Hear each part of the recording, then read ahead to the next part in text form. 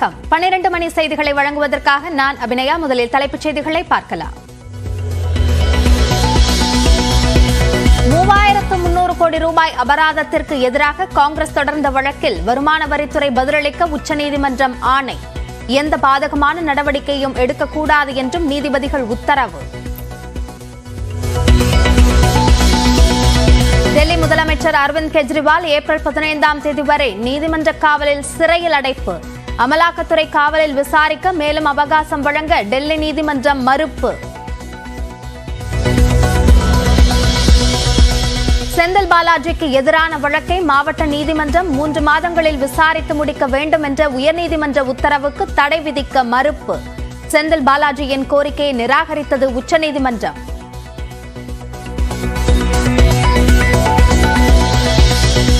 கச்சத்தீவை இலங்கைக்கு கொடுத்த விவகாரத்தில் திமுக இரட்டை வேடம் என பிரதமர் நரேந்திர மோடி குற்றச்சாட்டு. ஏழை மீனவர்கள் பாதிக்கப்படும் நடந்து கொண்டதாகவும் செய்தியை மேற்கோள் காட்டி எக்ஸ் பதிவு.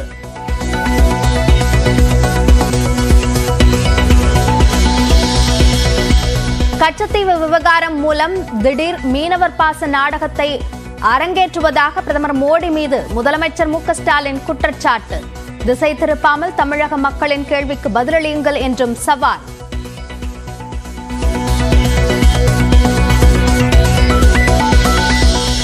கச்சத்தீவை விட்டுக் கொடுத்த விவகாரத்தில் காங்கிரசும் திமுகவும் பொறுப்பின்றி நடந்து கொண்டன. வெளியுறவுத்துறை அமைச்சர் ஜெய்சங்கர் குற்றச்சாட்டு.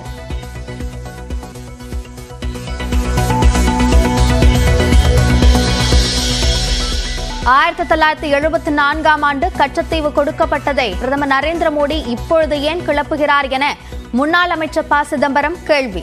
கச்சத்தீவை கொடுத்து 6 லட்சம் இலங்கை தமிழர்களுக்கு புதுவாழ்வு தந்தவர் இந்திரா காந்தி என்றும் விளக்கம்.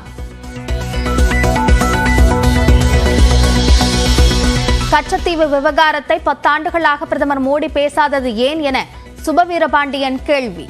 பிரதமர்தான் இரட்டை வேடம் போடுவதாகவும் பதிலடி. இதில் திமுக இரட்டை வேடம் போடுகிறது என்று சொல்லுகிற பிரதமர் எந்த ஒரு ஒற்றை வேடத்தை எப்போது போட்டிருக்கிறார் என்று சொல்ல வேண்டும். இன்றைக்குத்தான் கச்சத்தீவு தாரை வார்க்கப்பட்டது பிரதமர் மோடி அவர்களுக்கு கனவிலே வந்து தெரிந்ததா? 10 ஆண்டுகளாக ஒன்றிய அரசின் பிரதமராக இருக்கிற போது கச்சத்தீவு பற்றி ஒரு நாளும் பேசவில்லையே, என்ன காரணம்? ஒரே நாளில் சவரனுக்கு 680 ரூபாய் உயர்ந்து புதிய உச்சம் தொட்ட ஆபரண தங்கம். ஒரு சவரன் 51,640க்கும் 1 கிராம் 6,455 ரூபாய்க்கும் விற்பனை.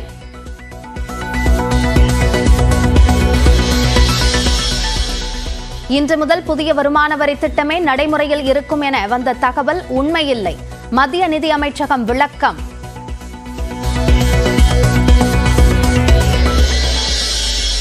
பரனூர், ஆத்தூர் உள்ளிட்ட 7 சுங்கச்சாவடிகளில் கட்டண உயர்வு நிறுத்தி வைப்பு. கடும் எதிர்ப்பு கிளம்பிய நிலையில் கட்டண உயர்வை நிறுத்தி வைத்த மத்திய அரசு.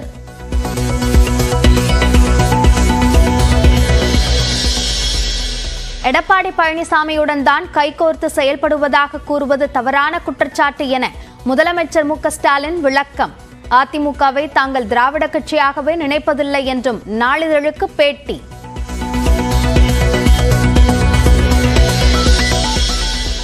நடிகை சரண்யா பொன்வண்ணன் மீது காவல் நிலையத்தில் புகார். கார் நிறுத்துவது தொடர்பான தகராறில் கொலை மிரட்டல் விடுத்ததாக பக்கத்து வீட்டு பெண் குற்றச்சாட்டு.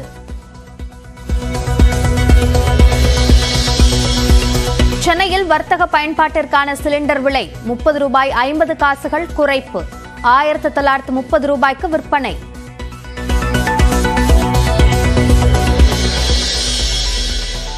மேற்கு வங்கத்தின் ஜல்பைகுரி பகுதியில் கனமழையுடன் சுழற்சி அடித்த சூறாவளி.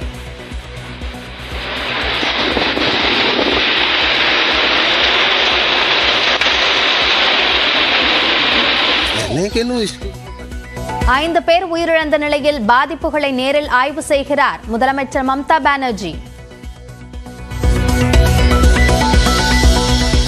நாமக்கல் மாவட்டம் கொல்லிமலை வனப்பகுதியில் காட்டுத்தீ. அணைக்கும் பணியில் 50க்கும் மேற்பட்ட தீயணைப்பு வீரர்கள் தீவிரம்.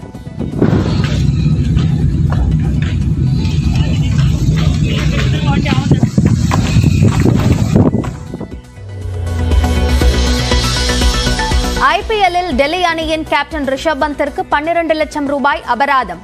சென்னைக்கு எதிரான போட்டியில் பந்து வீச அதிக நேரம் எடுத்துக்கொண்ட புகாரில் நடவடிக்கை.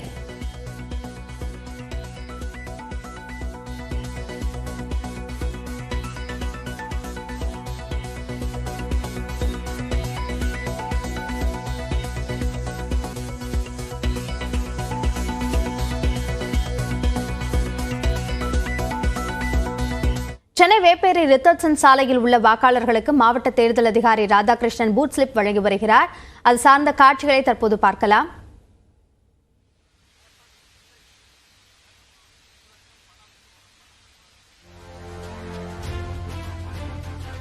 இதுகுறித்த கூடுதல் விவரங்களை வழங்குவதற்காக செய்தியாளர் தமிழரசி இணைப்பில் இருக்கிறார். தமிழரசி, இந்த நிகழ்வு குறித்த விவரங்களை பதிவு செய்யுங்கள். சென்னையில் இருக்கக்கூடிய 16 சட்டமன்ற தொகுதிகளிலும் இந்த பூத் ஸ்லிப் விநியோகிக்கக்கூடிய பணி இன்று முதல் துவங்கி இருக்கிறது. மொத்தம் 39 லட்சம் வாக்காளர்கள் சென்னையில் இருக்கின்றனர். இவர்களுக்கு வரக்கூடிய 13ஆம் தேதிக்குள் இந்த பூத் ஸ்லிப் விநியோகிக்கக்கூடிய பணிகளை முடிக்க திட்டமிடப்பட்டிருக்கிறது. குறிப்பாக இந்த பூத் ஸ்லிப் படிவம் என்பது அந்த வாக்காளருக்கு அவருடைய பூத் போலிங் ஸ்டேஷன் எங்க இருக்கு, எந்த பார்ட்ல இருக்கு அப்படிங்கிற விவரங்களுடன் இந்த பூத் ஸ்லிப் ஆனது விநியோகிக்கப்பட்டு வருகிறது. அதனுடன் வாக்காளர் கையேடும் கூடுதலாக விநியோகிக்கப்படுகிறது. மேலும் வாக்காளர்களுக்கு ஏதேனும் சந்தேகம் இருந்தால் அதுவும் தெளிவுபடுத்தப்பட்டு வருகிறது. இது இன்று முதல் இந்த பணி துவங்கி 13ஆம் தேதிக்குள் முடிக்க திட்டமிடப்பட்டிருக்கிறது. அதனைத் தொடர்ந்து தற்போது மாவட்ட தேர்தல் அலுவலர் ராதாகிருஷ்ணன் செய்தியாளர்களையும் சந்தித்து வருகிறார். அபிநய்.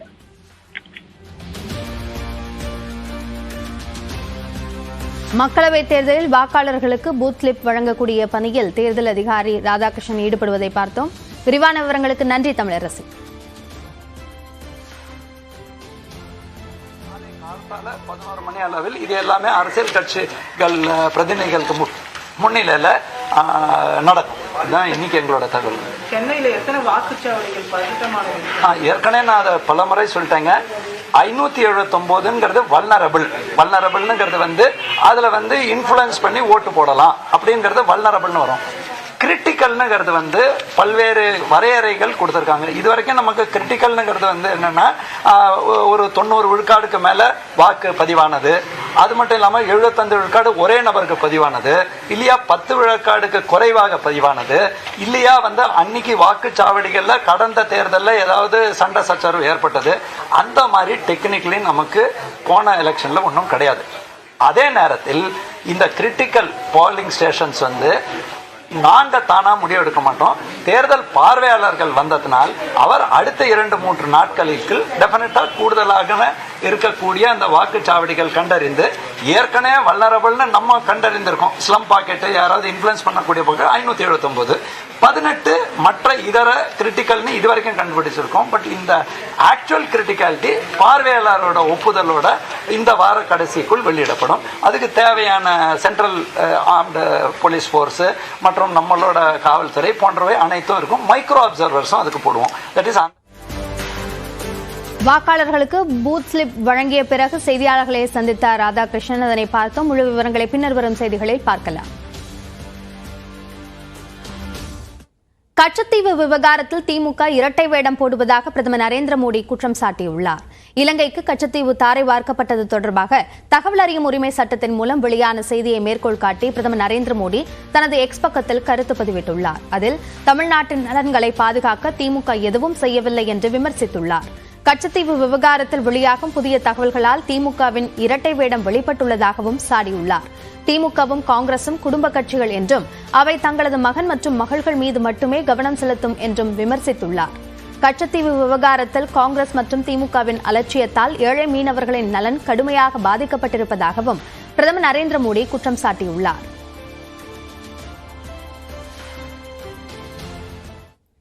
பத்தாண்டுகளாக கும்பகர்ண தூக்கத்தில் இருந்துவிட்டு தேர்தலுக்காக மீனவர் பாச நாடகத்தை பிரதமர் நரேந்திர மோடி அரங்கேற்றுவதாக முதலமைச்சர் மு க ஸ்டாலின் குற்றம் சாட்டியுள்ளார். கச்சத்தீவு விவகாரத்தில் திமுகவின் இரட்டை வேடம் கலைந்துவிட்டதாக பிரதமர் நரேந்திர மோடி தெரிவித்திருந்த நிலையில் அதற்கு முதலமைச்சர் ஸ்டாலின் தனது எக்ஸ் பக்கத்தில் பதிலடி கொடுத்துள்ளார். அதில் 10 ஆண்டுகளாக கும்பகர்ண தூக்கத்தில் இருந்துவிட்டு தேர்தலுக்காக திடீர் மீனவர் பாச நாடகத்தை அரங்கேற்றுபவர்களிடம் 3 கேள்விகளை கேட்பதாக குறிப்பிட்டுள்ளார். அதன்படி தமிழ்நாடு ₹1 வரியை தந்தால் மத்திய அரசு 29 பைசா மட்டுமே திருப்பித் தருவது ஏன் என்று வினவியுள்ளார். இயற்கை பேரிடர்களை அடுத்தடுத்து எதிர்கொண்ட போதும் தமிழ்நாட்டிற்கு ₹1 கூட வெள்ள நிவாரணம் வழங்காதது ஏன் என்றும் 10 ஆண்டு கால பாஜக ஆட்சியில் தமிழ்நாட்டிற்கு கொண்டுவரப்பட்ட சிறப்பு திட்டம் என ஒன்றாவது உண்டா என்றும் கேள்வி எழுப்பியுள்ளார். திசை திருப்பல்களில் ஈடுபடாமல் இதற்கெல்லாம் பிரதமர் விடையளிக்க வேண்டும் என்றும் முதலமைச்சர் மு.க.ஸ்டாலின் வலியுறுத்தியுள்ளார்.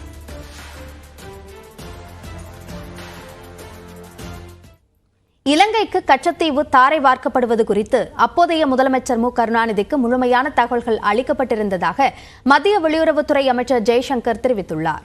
கச்சத்தீவு விவகாரம் தொடர்பாக டெல்லியில் செய்தியாளர்களிடம் பேசிய மத்திய அமைச்சர் ஜெய்சங்கர், கச்சத்தீவு குறித்து தற்போதைய தமிழ்நாடு முதலமைச்சர் மு.க.ஸ்டாலின் பலமுறை தனக்கு கடிதம் எழுதியதாக கூறினார். முதலமைச்சர் எழுதிய கடிதங்களுக்கு தான் 21 முறை பதில் கடிதம் அனுப்பியதாகவும் தெரிவித்தார். எனவே கச்சத்தீவு விவகாரம் திடீரென்று எழுப்பப்படவில்லை என்றும் இது பல ஆண்டுகளாக விவாதத்தில் இருப்பதாகவும் தெரிவித்தார். கச்சத்தீவு தாரை வார்க்கப்பட்டதில் தங்களுக்கு எந்த பொறுப்பும் இல்லாததைப் போல காங்கிரசும் திமுகவும் நடந்து கொள்வதாகவும் மத்திய அமைச்சர் கூறியிருந்தார்.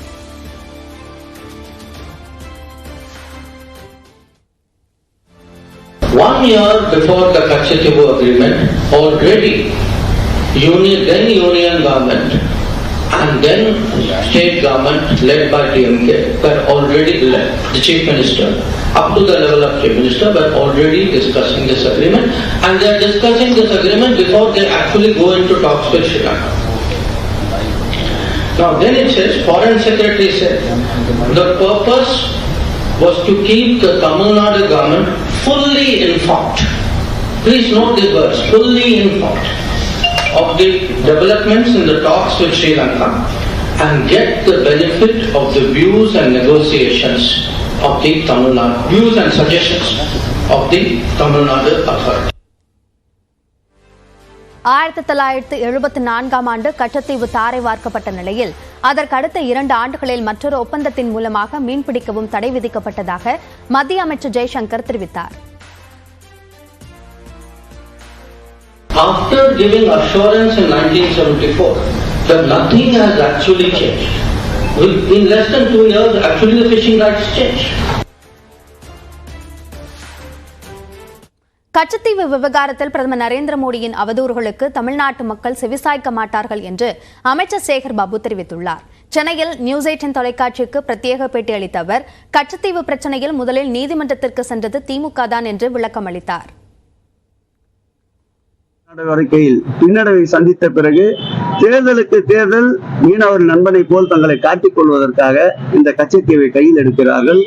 தமிழகத்து மக்கள் மோடி உருண்டு வந்தாலும் சரி, பறந்து வந்தாலும் சரி, ஆகாய மார்க்கமாக வந்தாலும் சரி, அல்லது நீருக்குள் மூழ்கி வந்தாலும் சரி, தமிழகத்து மக்கள் ஏற்கனவே மாண்புமிகு தமிழக முதல்வர் தளபதி அவர் தலைமையில் அமைந்திருக்கின்ற இந்தியா கூட்டணிக்குத்தான் வாக்களிப்போம் என்று முடிவை எடுத்து விட்டார்கள்.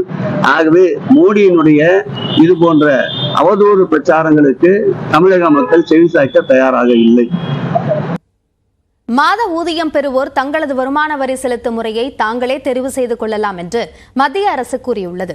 புதிய வருமான வரி விதிப்பு முறை இன்று முதல் அமலுக்கு வந்தாலும் பழையதும் தொடரும் என்று நிதி அமைச்சகம் விளக்கம் அளித்துள்ளது. இந்தியாவில் வருமான வரி செலுத்துவோருக்கான புதிய வரி விதிப்பு முறையை மத்திய அரசு அறிமுகம் செய்துள்ளது. இந்த நிலையில் ஏப்ரல் 1ஆம் தேதியான இன்று புதிய நிதியாண்டு தொடங்கியுள்ள நிலையில் புதிய வருமான வரி முறை மட்டுமே அமலில் இருக்கும் என்று சமூக வலைதளங்களில் செய்தி பரவியது. இது தொடர்பாக மத்திய நிதி அமைச்சகம் எக்ஸ் பக்கத்தில் விளக்கம் அளித்துள்ளது. அதில் புதிய வரி விகிதம் டிஃபால்ட்டாக இருந்தாலும் வருமான வரி செலுத்துவோர் தங்களது வருமானத்திற்கு ஏற்றபடி புதிய வரி முறையையோ பழைய வரி முறையையோ தெரிவு செய்து கொள்ளலாம். புதிய வரி விதிப்பு முறையை தெரிவு செய்தாலும் 2024-25 ஆண்டுக்கான கணக்கு தாக்கல் செய்யும் முறை மாற்றிக்கொள்ளலாம். தேவைப்பட்டால் ஒவ்வொரு நிதியாண்டிலும் தங்களது வருமானத்திற்கு ஏற்ப பழைய மற்றும் புதிய வரி விதிப்பு முறைக்கு மாறிக்கொள்ளலாம். அதே நேரத்தில் வணிக ரீதியில் வருவாய் ஈட்டுவோர் ஆண்டுதோறும் வேறு வரி விதிப்பு முறைக்கு மாறிக்கொள்ள முடியாது. பழைய வரிமுறையை ஒப்பிடும்போது புதிய வரிமுறையில் வரி குறைவாக உள்ளதாகவும், புதிய வரிமுறையிலும் மாத ஊதியம் பெறுவோருக்கு 50,000 ரூபாய் நிரந்தர கழிவும், குடும்ப ஓய்வூதியம் பெறுவோருக்கு 15,000 ரூபாய் நிரந்தர கழிவும் அளிக்கப்படுகிறது. ஏப்ரல் 1ஆம் தேதி முதல் புதிய வரிமுறைகள் புகுத்தப்பட்டுள்ளதாக வெளியாகும் தகவல்களில் உண்மை ஏதும் இல்லை என்று மத்திய அரசு விளக்கமளித்துள்ளது. ஒரு நிமிட செய்தி தொகுப்புகள் சிலவற்றை பார்க்கலாம். நாடு முழுவதும் சுங்கச்சாவடிகளின் கட்டணத்தை இன்று முதல் உயர்த்தும் முடிவை தேசிய நெடுஞ்சாலை ஆணையம் திரும்ப பெற்றது. சுங்கச்சாவடிகளில் கட்டண உயர்வு இன்று முதல் அமலுக்கு வருவதாக தேசிய நெடுஞ்சாலை ஆணையம் அறிவிப்பை வெளியிட்டிருந்தது. தமிழ்நாட்டில் சென்னை புறநகரில் உள்ள பரனூர், கள்ளக்குடி, வல்லம், தென்னமாதேவி உள்ளிட்ட பல்வேறு சுங்கச்சாவடிகளில் சுங்க கட்டணம் உயர்வு இன்று முதல் உயர்த்தப்படுவதாக அறிவிக்கப்பட்டது. இந்த நிலையில் நாடு முழுவதும் சுங்கச்சாவடிகளின் கட்டண உயர்வு முடிவை தேசிய நெடுஞ்சாலை ஆணையம் திரும்ப பெற்றுள்ளது. நெடுஞ்சாலை ஆணையத்திடம் இருந்து அதிகாரப்பூர்வ தகவல் எதுவும் இல்லை என்றாலும் சுங்கச்சாவடி நிர்வாகிகளுக்கு வாய்மொழியாக உத்தரவிடப்பட்டுள்ளதாக தகவல் கிடைத்துள்ளது. கடந்த 10 ஆண்டுகளாக ஆண்டுதோறும் ஏப்ரல் 1ஆம் தேதி சுங்க கட்டணம் உயர்த்தப்பட்டு வந்த நிலையில் கட்டண உயர்வு நிறுத்தப்படுவது இதுவே முதல் முறை என கூறப்படுகிறது. ஆபரண தங்கத்தின் விலை புதிய உச்சத்தை தொட்டுள்ளது. ஒரே நாளில் கிராமுக்கு 85 ரூபாய் உயர்ந்து 6,455 ரூபாய்க்கு விற்பனை செய்யப்படுகிறது. கடந்த மாதம் 5ஆம் தேதி 1 கிராம் தங்கத்தின் விலை 6,000 ரூபாயை தொட்டது. இது வரலாறு காணாத விலையேற்றமாக பார்க்கப்பட்டது. அதனைத் தொடர்ந்து தங்கத்தின் விலை ஜெட் வேகத்திலேயே உயர்ந்து வருகிறது. மார்ச் 13ஆம் தேதிக்கு பிறகு ஏற்ற இறக்கத்துடன் காணப்பட்டாலும் 1 கிராம் தங்கத்தின் விலை 6,000 ரூபாய்க்கு குறைந்து விற்பனை செய்யப்படவில்லை. இந்த நிலையில் ஒரே நாளில் 1 கிராம் தங்கத்தின் விலை 85 ரூபாய் உயர்ந்து ஒரு சவரன் 6,455 ரூபாய்க்கு விற்பனை செய்யப்படுகிறது. சவரனுக்கு 680 ரூபாய் உயர்ந்து 51,640 ரூபாய்க்கு விற்பனையாகிறது. கடந்த 26ஆம் தேதி 1 கிராம் தங்கம் 6,200 ரூபாய்க்கு விற்பனை செய்யப்பட்ட நிலையில் ஒரு வாரத்தில் மட்டும் கிராமுக்கு 255 ரூபாய் உயர்ந்துள்ளது. அதே போன்று சவரனுக்கு 2,040 ரூபாய் உயர்ந்துள்ளது. இதேபோல 1 கிராம் வெள்ளியின் விலை 60 காசுகள் உயர்ந்து 81 ரூபாய் 60 காசுகளுக்கு விற்பனை செய்யப்படுகிறது.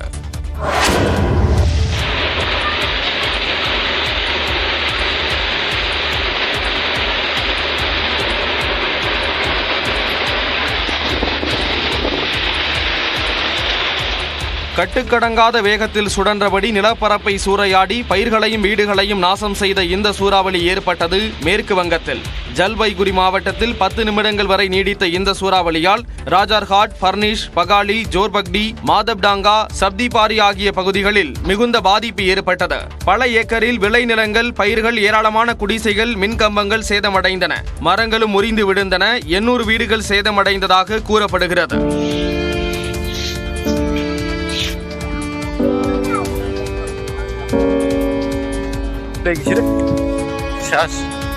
சூறாவளியின் கோரப்பிடியில் சிக்கி உயிரிழந்தோரின் எண்ணிக்கை 5ஆக உயர்ந்துள்ளது.